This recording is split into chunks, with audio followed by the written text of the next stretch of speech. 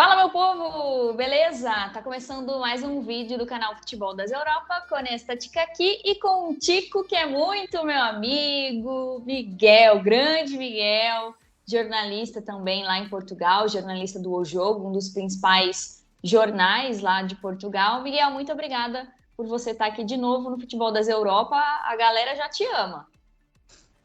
Olá pessoal, desde já agradecer mais uma vez à Giovanna este convite, é sempre um prazer participar com ela em diferentes projetos, falar sobretudo sobre aquilo que é uma paixão que nos une, não é? Que é o futebol.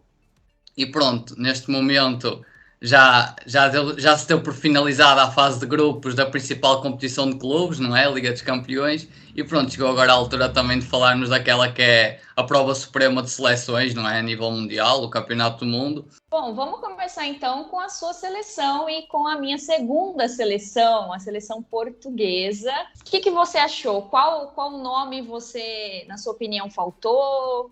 Ou em relação aos desfalques, quem você acha que fará mais falta? Em relação aos 26 convocados do Fernando Santos, é assim, eu como muita gente, não é? Decidimos fazer uma lista provisória sobre aquilo que achávamos que iam ser os 26 eleitos.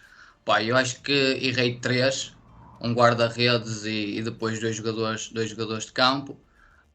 E por acaso fiquei extremamente surpreendido com algumas escolhas do Fernando Santos que eu não estava mesmo à espera. Eu vou-te dar o exemplo.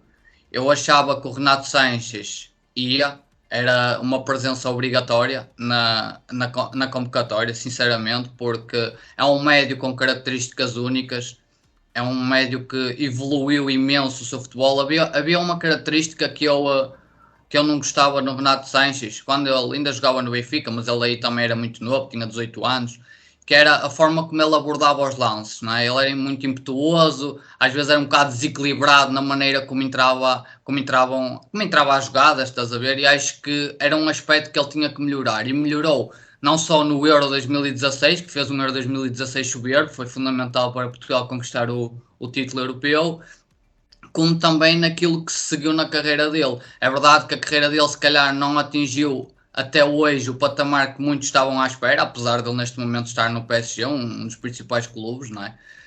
Do futebol europeu atual.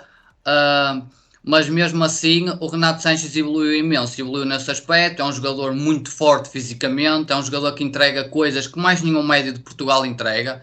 O único médio que eu consigo que eu olho e vejo algumas características semelhantes às do Renato Sanches é o Mateus Nunes, mas acho que o Mateus Nunes não está a fazer um início de época que justificasse esta chamada, estás a entender? Se fosse no decorrer daquilo que aconteceu na última temporada, quando ele estava ao serviço do Sporting, aí sim, era uma escolha que não colocava qualquer tipo de dúvida.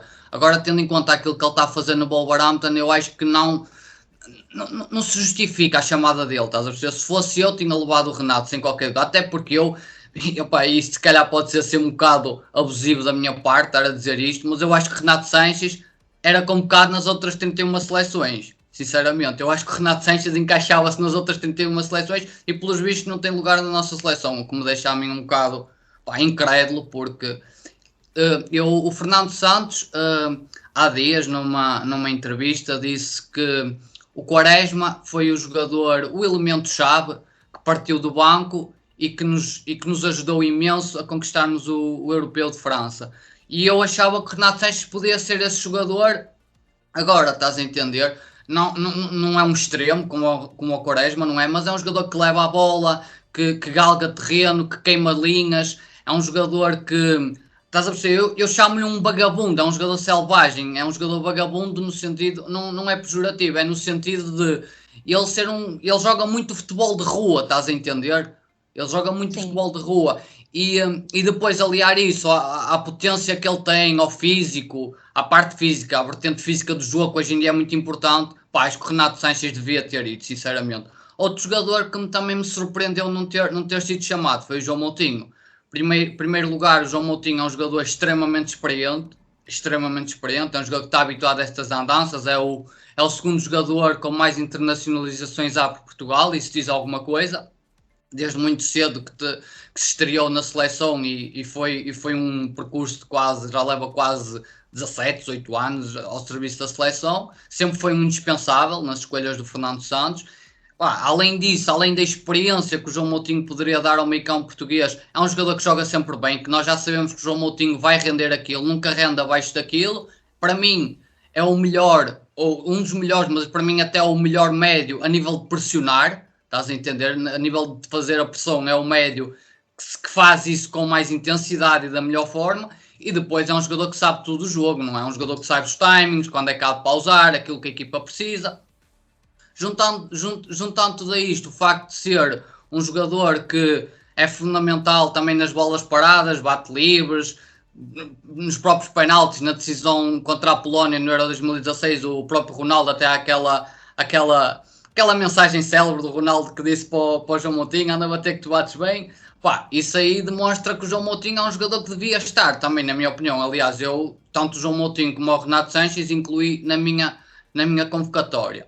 Agora, eu percebo também, porque eu na minha convocatória só tinha incluído um avançado, além do Ronaldo, só tinha incluído um avançado centro, que era o Gonçalo Ramos, por causa da fase que ele está a atravessar no Benfica.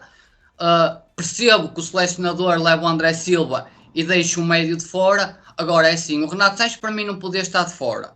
Esse acho que não podia. E depois o João Moutinho é uma questão de escolha. Só que, na minha opinião, o João Moutinho, tendo em conta a experiência que tem, também é um jogador que devia ir. Eu acho que o Fernando Santos, ele próprio, na maneira como depois abordou as questões que lhe foram colocadas durante a conferência de imprensa, ele próprio notava-se que estava com dúvidas sobre as escolhas que tinha feito.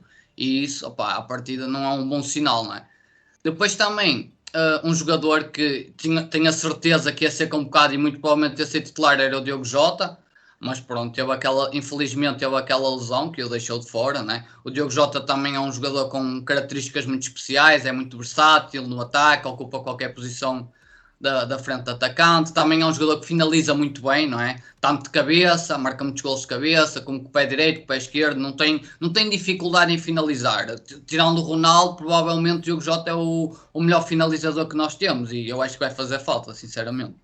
O Matheus Nunes, a gente sabe que ele chegou a ser chamado pelo Tite e ele teve que fazer a escolha pela seleção portuguesa, acredito que fez, inclusive, essa escolha, pensando também que seria mais fácil dele ser convocado para a seleção portuguesa para ir para a Copa do Mundo do que convocado pela seleção brasileira para disputar o Mundial no Catar. Você acha que isso pode ter influenciado na convocação dele? Assim, eu não quero acreditar nisso, não é? Porque se realmente aconteceu isso acaba por ser um bocado grave, na minha opinião.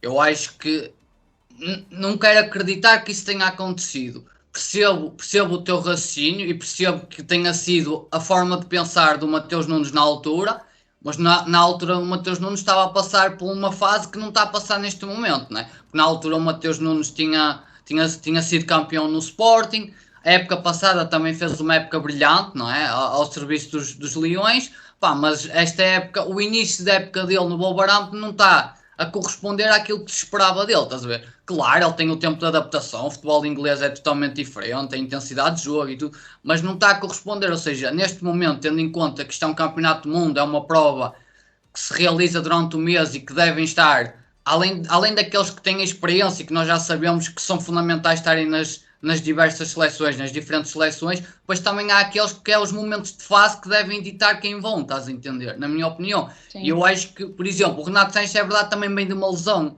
É verdade, o Renato Sanches teve um período de lesão e nota-se que é um jogador que dá coisas diferentes ao jogo, estás a entender? Eu, sinceramente, neste caso, se fosse eu o selecionador, tinha optado pelo Renato Sanches. Tendo em conta aquilo que o Matheus Nunes tem feito, eu acho que o Matheus Nunes devia ser o médio excluído desta convocatória, mas não está em causa a qualidade do jogador, porque eu tenho a certeza que o Matheus Nunes daqui para a frente é um jogador que vai ser sempre convocado, que vai estar sempre entre os eleitos. Agora, tendo em conta o momento atual, acho que não faz sentido deixar de fora, por exemplo, um jogador como o Renato Sanches ou como o João Moutinho e levar o Matheus Nunes.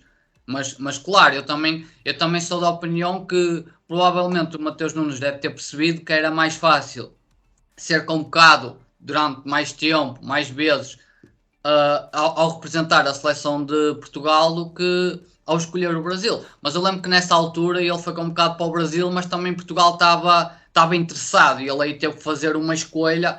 Nessa convocatória ele teve que escolher qual das seleções ia representar e pronto, acabou por escolher a seleção portuguesa e também não é o único, né? Porque vamos a ver a seleção portuguesa, também tem o Pepe, não é? Já está lá há sei lá quanto tempo, já vai para o quarto Mundial, está lá desde 2007, vai para o quarto Mundial consecutivo. Tem também o Otávio, que sinceramente eu acho que este Otávio era convocado à seleção do Brasil, porque é um jogador, o Otávio é um jogador fabuloso, é um jogador, quem acompanha o Futebol Clube do Porto, quem vê jogos do Porto na Liga Portuguesa, o Otávio é um jogador impressionante. Às vezes tem as quesilhas dele, que há muita gente que o critica por causa disso, de ele ser assim meio... Uma pessoa gosta, um jogador que gosta de arranjar assim alguns conflitos, né, digamos assim. Não é só ele que gosta de arranjar, não é? Também gostam de arranjar com ele porque aproveitam-se desse lado desse lado mais emocional que ele tem, não é? Do jogo. Mas o Otávio é um jogador fantástico mesmo. É um jogador, eu aprecio muito o Otávio, aliás, é um dos capitães do Porto.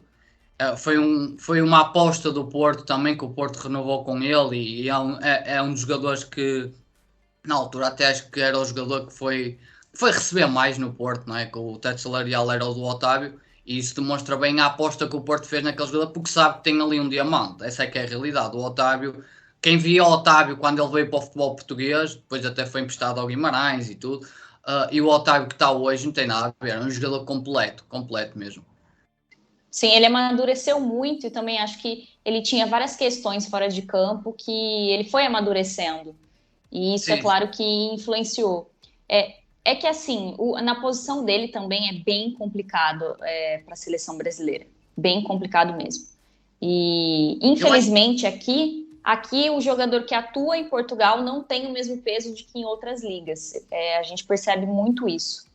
Sim, é verdade. Mas eu acho que o Otávio nem sequer nunca colocou a hipótese de representar o Brasil, estás a ver? Eu acho que ele tem um amor muito grande a Portugal, à cidade do Porto, até não sei se reparaste, mas ele, quando foi convocado agora para o Mundial, ele fez uma publicação, e a forma como ele fala parece mesmo um português, estás a entender? Eu acho que ele tem a mesma paixão, o mesmo amor por Portugal, pelos portugueses, que tem o Pepe, por exemplo. Eu acho que são dois jogadores muito idênticos nisso, vieram para aqui muito cedo, e pronto, e a partir daí começaram a ter amor ao país, estás a entender?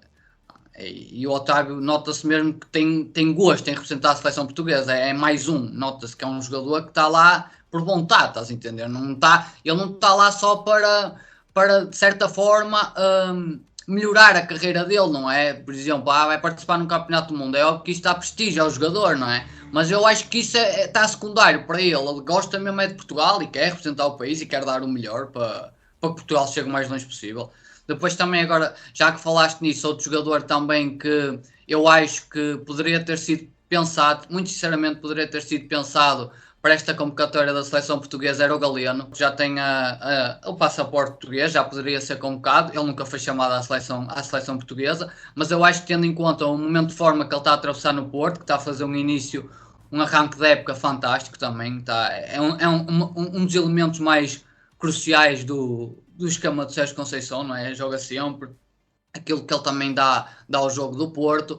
Eu acho que o Galeno, tendo em conta também a lesão do Diogo Jota e do Pedro Neto, eu acho que o Galeno poderia ter sido uma aposta do Fernando Santos. Como o Miguel tem muito conhecimento para passar para a gente, eu decidi fatiar um pouco essa entrevista e nos próximos vídeos vocês verão a opinião dele em geral sobre as seleções europeias, sobre a seleção brasileira, favoritos, e ele também falou um pouco sobre o que ele acha do Tite. Olha, me surpreendeu bastante.